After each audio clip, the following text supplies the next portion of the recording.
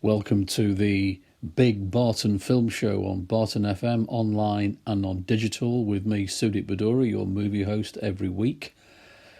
It's been a very strange world these past few days. Let's hope common sense and peace prevails.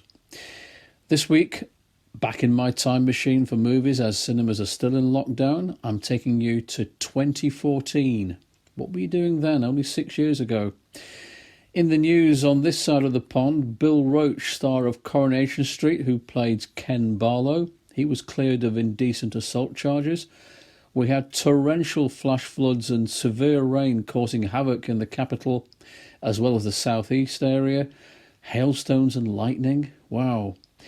Tony Benn, that very hard-working Labour MP, at times controversial, he passed away this year. There was a major Ebola virus outbreak in Guinea and Sierra Leone.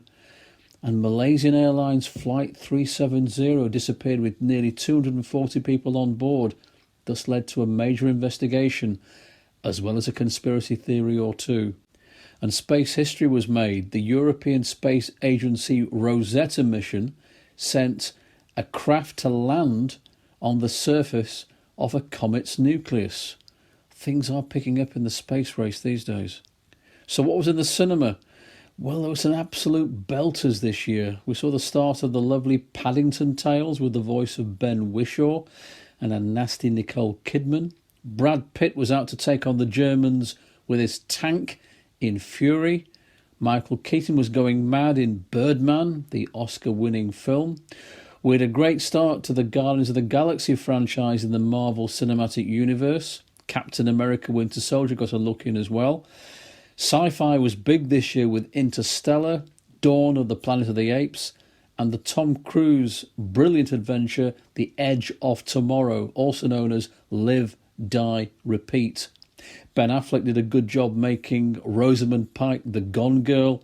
And let's not forget that quirky Wes Anderson movie, The Grand Budapest Hotel, with an all-star cast, including Ray Fiennes. So what about my top 3 movies of 2014? It was a very hard choice for me this year. Number 3, Selma, starring David Oyelowo and Tim Roth. Boy, oh boy, how poignant is this film nowadays, considering what's happening in the United States of America.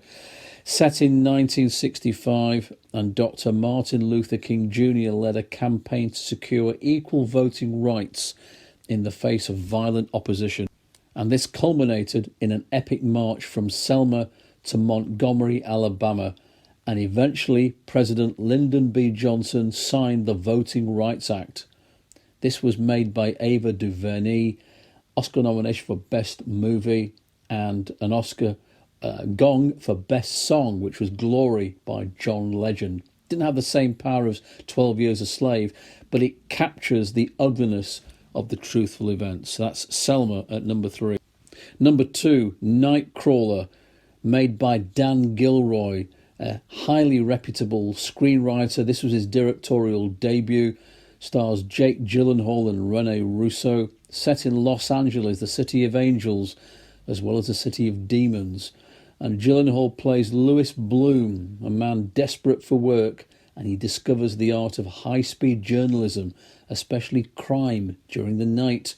He stumbles upon freelance cameramen who rush to fires, murders, mayhem, and Bloom muscles into this world, arming himself with a CB radio and a big camera, and he becomes a night crawler. Whenever a siren goes off, he's off sniffing bucks from the TV and radio stations with his stories, and then he's in the thick of it with a major murder.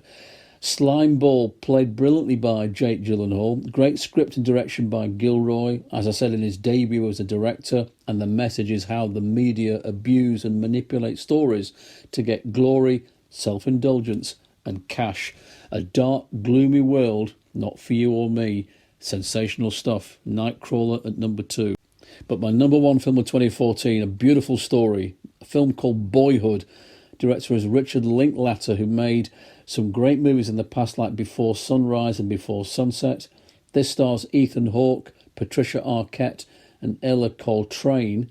And the way this was made, it follows the life of a little boy called Mason from the age of 5 to the age of 18. And the movie is actually shot over this period of time, which was truly an incredible achievement by Richard Linklater.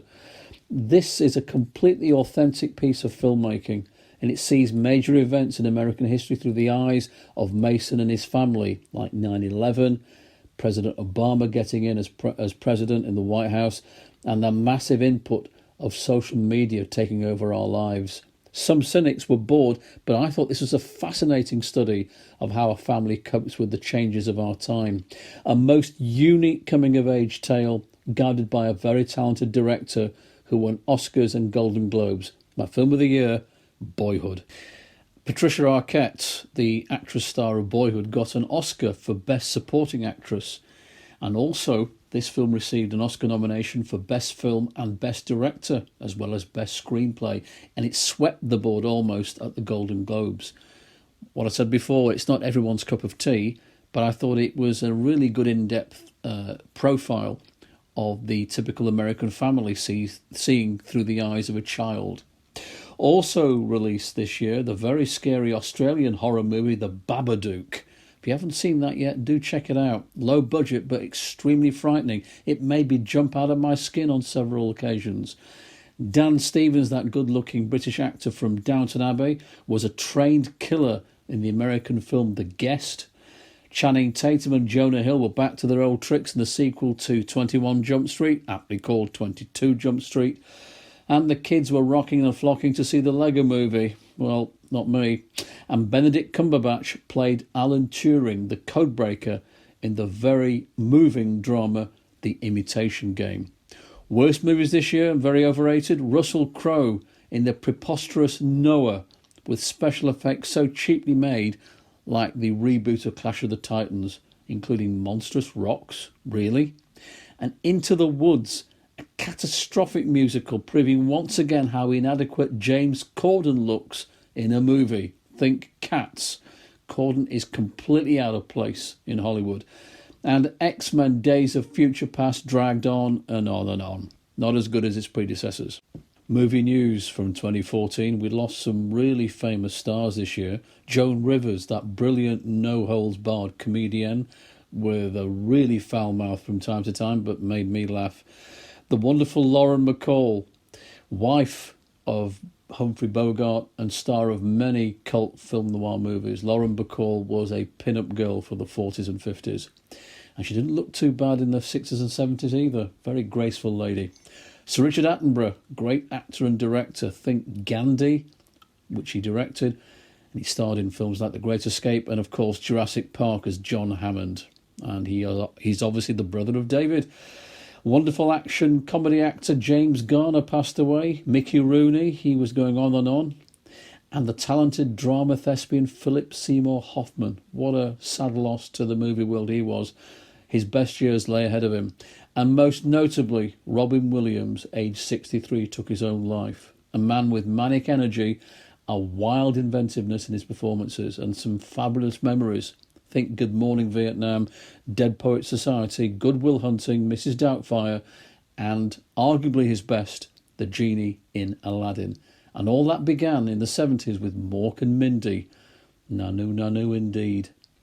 At the Oscars, Best Film was 12 Years a Slave. Best Actor was Matthew McConaughey for the brilliant performance in The Dallas Buyers Club. Best Supporting Actress, the young Lupita Nyong'o made a star in 12 Years a Slave. Best Supporting Actor, Jared Leto, for his wonderful transvestite performance in Dallas Buyers Club. Best Actress was Cate Blanchett for Blue Jasmine. And the Best Director was Alfonso Cuarón for Gravity, and it should have been British director Stephen McQueen for 12 Years a Slave. A bit of an injustice there.